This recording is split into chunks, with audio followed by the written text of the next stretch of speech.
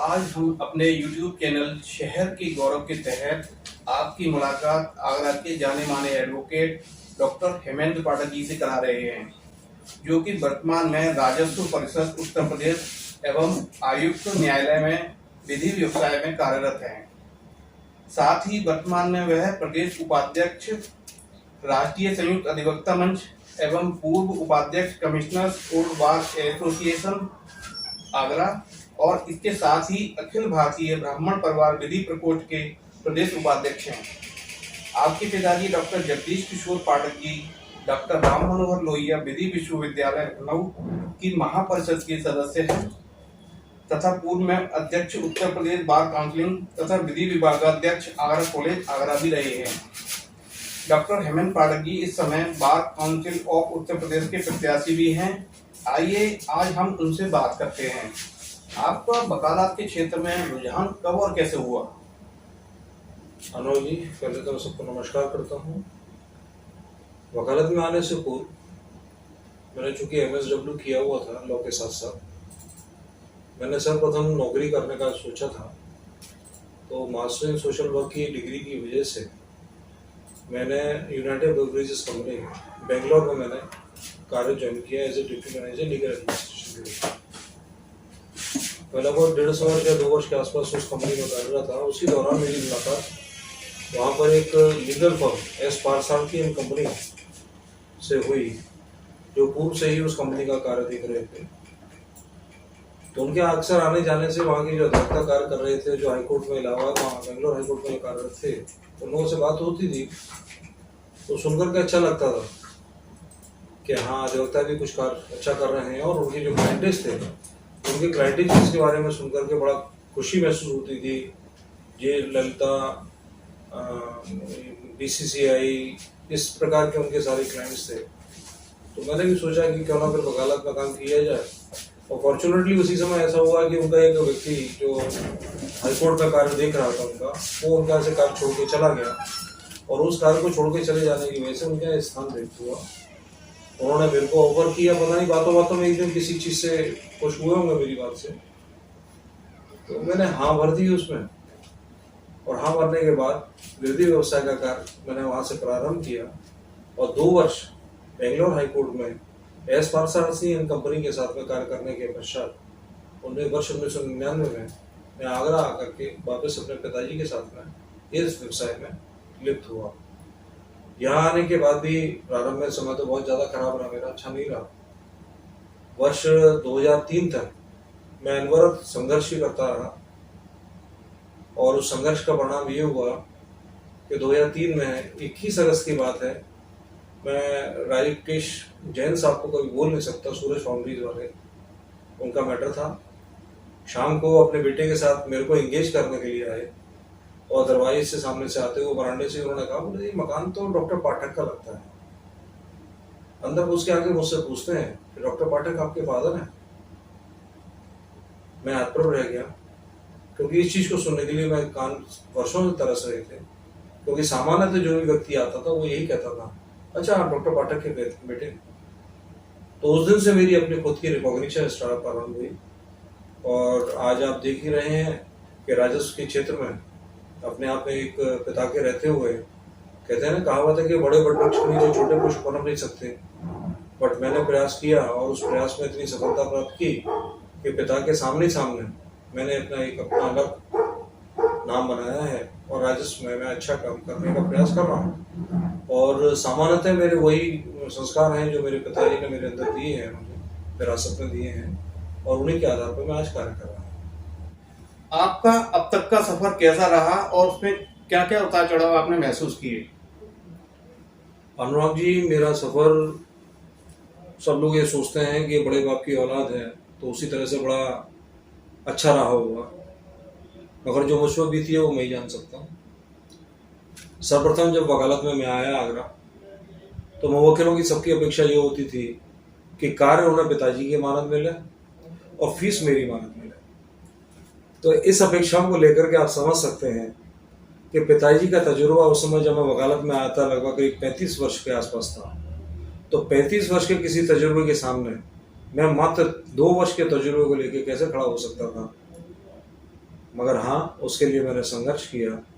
और जैसा मैंने आपको बताया कि 99 में आने के बाद में 2003 में आकर के मुझे जब अपना नाम मिलने लगा, तब मेरे को ये एहसास होने लगा कि जो भी मेहनत मैं कर रहा हूँ वो मेहनत एक बड़ों के पिताजी के आशीर्वाद से, क्योंकि सबसे बड़े गुरु मेरे वही हैं, उनके आशीर्वाद से ही मैं इन सब चीज़ों को कामयाब होते हुए देख पा रहा हूँ। हाँ, इतना जरूर है कि व्यवसाय में आने के बाद भी मैंने 2-3 बार विधि की परीक्षाएं दी जुडिशरी की। 2003 का जुडिशरी, दिल्ली जुडिशरी सर्विसेज में मेरा सिलेक्शन भी हुआ था, बट कुछ सोच के कि आगे आने वाले 2-3 वर्षों में मैं उच्च एचजीएस के लिए एलिजिबल हो जाऊंगा तो उसकी परीक्षा दूंगा, जब ये निकाल सकता हूँ तो वो भी निकाल लूँगा। मैंने उसकी भी तैयारी की, मगर दुर्भाग्यवश 2007 और 2009 में 2 बार परीक्षा मैंने दी और दोनों बार 11 और 13 नंबर से मैं सफल होने से पीछे रह गया। उसका हालांकि अब मुझे मलाल इसलिए नहीं है क्योंकि विधि व्यवसाय में मैं इस स्तर पर पहुंच चुका हूं कि यहाँ पर अभी ये सब चीज़ें बेईमानी सी लगती है मुझे, क्योंकि अपने कार्य के प्रति निष्ठा, कार्य के प्रति आज भी मेरी मेहनत और जो पूर्व से ज्ञान मैं अर्जित कर रहा हूँ, और आज भी कोशिश मैं करता हूँ कि इधर उधर से जो भी ज्ञान मुझे मिल सके, भले ही मेरा छोटा हो चाहे बड़ा हो, मैं सबसे सीखने की कोशिश करता हूँ। और उसी की वजह से आज मैं अपने आप को एक कामयाब वकील के रूप में स्थापित करने में सफल हो पा रहा हूँ। आज के दौर में न्याय पाना पहले के मुकाबले कैसा है? इसमें आम लोगों को अब कितना लाभ मिल पा रहा है? एक बहुत ही गूढ़ प्रश्न आपने किया आज विधि व्यवसाय के संबंध में। आज न्याय पाना आम आदमी के लिए बहुत ही कष्टप्रद है। सामान्यतः जिस तरह की मैं अदालतों का सामना करना पड़ रहा है, संभवतः कुछ ही अदालतें ऐसी हैं जो अपनी स्वच्छ छवि के अनुसार कार्य कर रही हैं, मगर सामान्यतः जो राजस्व में अधिकारी हैं उन लोगों ने एक तरह से अपने विधिक कार्य का त्याग कर रखा है और अपने अधीनस्थों से ऊपर पूरी तरह से निर्भर हो गए हैं। वही आदेश छापते हैं, पत्रावली पढ़ते हैं। अधिकारियों के पास चूंकि उनकी अपनी प्रशासनिक दायित्व ज़्यादा हैं, इस वजह से वो नए कार्यों के प्रति उतना रुझान नहीं रख पा रहे हैं। हाँ, इस बात में मैं एक बात जरूर कहना चाहूँगा कि वर्ष 2003 में जस्टिस एस.एन. श्रीवास्तव जी की बेंच ने बहुत बढ़िया जजमेंट दिया था और उस जजमेंट में उन्होंने कहा था कि जितने भी राजस्व में अधिकारी आते हैं उनको विधि का ज्ञान होना अनिवार्य है। इसीलिए अलग से एक विधि एक प्रकोष्ठ की घोषणा की जाए अधिकारियों में से जो सिर्फ राजस्व का कार्य करें और उसमें अनिवार्यता ये हो कि वो विधि के बारे में भी कुछ ज्ञान रखते हो। उसके सापेक्ष आप लोग जानते ही हैं कि अधिकारी वर्ग इतनी आसानी से प्रशासनिक और जो न्यायिक कार्य है उन दोनों का दायित्व को छोड़ना नहीं चाहता है। उन लोगों ने मिलकर के उस आदेश के खिलाफ एक अपील दाखिल करी। अपील खारिज की माननीय उच्च न्यायालय के द्वारा। उसके बाद में एक एसएलपी फाइल की गई। एसएलपी के लंबित रहने के दौरान ही उन लोगों ने एक मंत्रणा करके, शासन से सांठगांठ करके एक अलग से न्यायिक पदों का गठन करा लिया गया और उसमें उन्हीं अधिकारियों को न्यायिक पदासीन बना दिया गया जो प्रशासनिक पदों पर है। जबकि माननीय उच्च न्यायालय द्वारा दिए गए 2003 के निर्णय में यह स्पष्ट रूप से इंगित किया गया था कि सिर्फ वही अधिकारी उसमें आने चाहिए जिन्हें विधि का ज्ञान हो। विधि का अज्ञान ही आज की तारीख में आम जनता को जो न्याय है सुलभ करा पाने में एक बहुत बड़ा कष्ट और रोड़ा है हमारे यहाँ। तो इस रोड़े को दूर करना सर्वप्रथम हमें आवश्यक है। उसके बाद ही कुछ हित जो भी जनता है उसका हो सकता है। आप वकालत के अलावा अन्य किन सामाजिक कार्यों में रुचि रखते हैं? इसके बारे में आप हमारे दर्शकों को कुछ बताएं। अनुराग जी, वकालत के अलावा मैं rotary club of Agra mid town, सामाजिक अन्य संस्थाएं हैं जिसमें कि दी कॉन्स्टिट्यूशन क्लब ऑफ आगरा मेरे द्वारा ही एक संस्था है। इसके अलावा अन्य करीब 7-8 अन्य सामाजिक संस्थाएं हैं जिनके साथ मैं जुड़ा हुआ हूँ और इसमें जो भी मेरे से बन पड़ता है, चाहे मेरे को निःशुल्क विधिक सलाह उपचार देनी पड़े, कहीं किसी का कोई उपचार करवाना पड़े, कहीं किसी को रक्त की आवश्यकता हो तो रक्त की व्यवस्था करा सकूं, कहीं दवाइयों की मुफ्त दवाइयों की आवश्यकता हो वो मैं करा सकूं, मैं उन सब चीज़ों का पूरी तरह से पुरजोर अपनी तरफ से प्रयास करता हूँ। कुछ व्यक्तियों के साथ में, कुछ संस्थाओं के साथ में भी आगरा सेंट्रल जेल में 2-3 कार्यक्रम इस प्रकार के भी आयोजित करवा चुका हूँ, जिसमें 15-20 डॉक्टर्स के साथ में मेडिकल कैंप आयोजित किया गया था जिसमें कोई 5 से लेकर के 10,000 के मध्य की दवाइयाँ निःशुल्क वितरित दोनों तीनों बार मेरे द्वारा की गई हैं। इस प्रकार के कार्य करते रहने से एक मन को ये भी प्रसन्नता मिलती है कि जब ऊपर वाले ने कुछ हमें दिया है तो हम दूसरों को दे रहे हैं, तो कुछ अपनी तरफ से ऐसा कार्य नहीं कर रहे हैं कि हम अपने आप को गौरवान्वित महसूस करें। मगर हाँ, इतना जरूर है कि ईश्वर ने दिया है तो पर्याप्त मात्रा में होने के बाद उसको हम दूसरों में बांटें तो अच्छा लगता है। और अकेले में बैठता हूँ तो कभी कभी इस चीज़ पे एहसास भी होता है मेरे को कि आज जो कुछ किया मैंने बहुत अच्छा किया।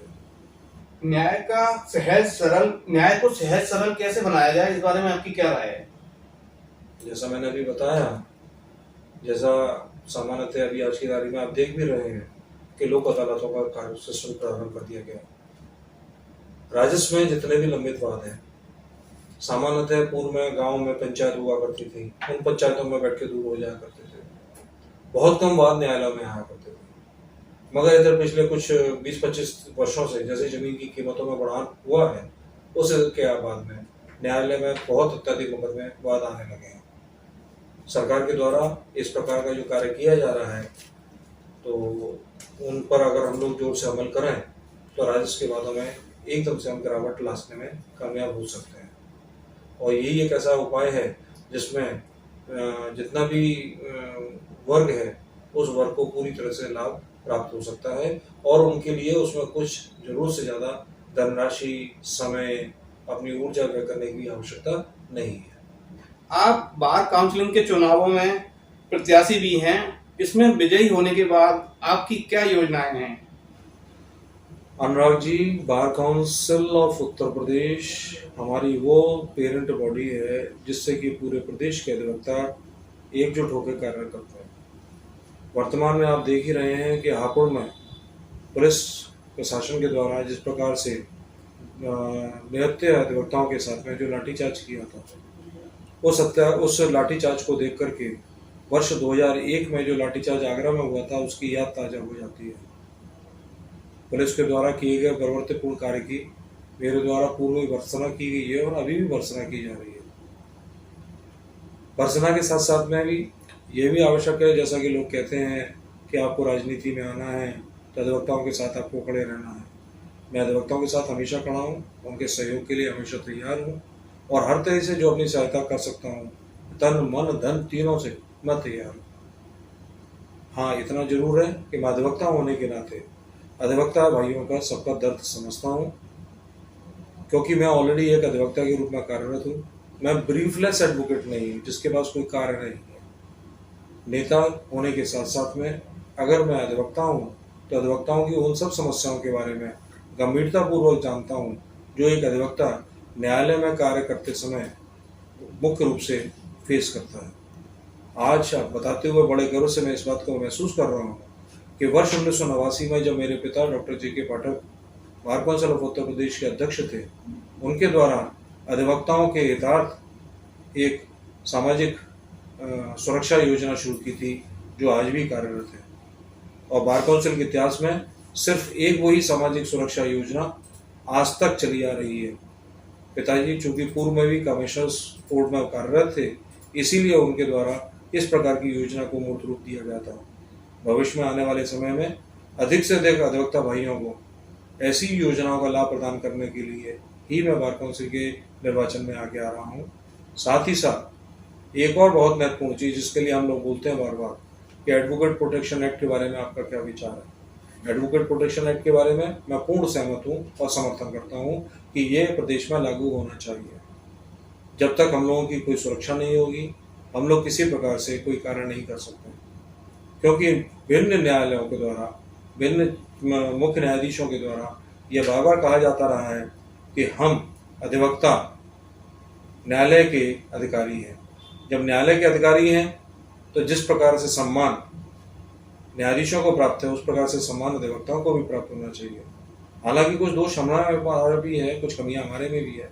उन कमियों को हम बैठ करके दुरुस्त कर सकते हैं और उसके लिए मैं कार्य योजना भी तैयार कर रहा हूँ। उस कार्य योजना के अंतर्गत हम काम करेंगे और उस कार्य योजना के कार्य करने के साथ ही साथ मैं अन्य अधिवक्ताओं के साथ में भी कंधे से कंधा मिलाकर आगे बढ़ने के लिए कि वो है अपने व्यवसाय में मन और पूर्ण मन से कार्य करें तथा अपने परिवार के प्रति एक बड़ी संतुष्ट भावना रखें कि उनके परिवार को उनके ना रहने के उपरांत किस प्रकार से हम लोग सहायता प्रदान कर सकते हैं।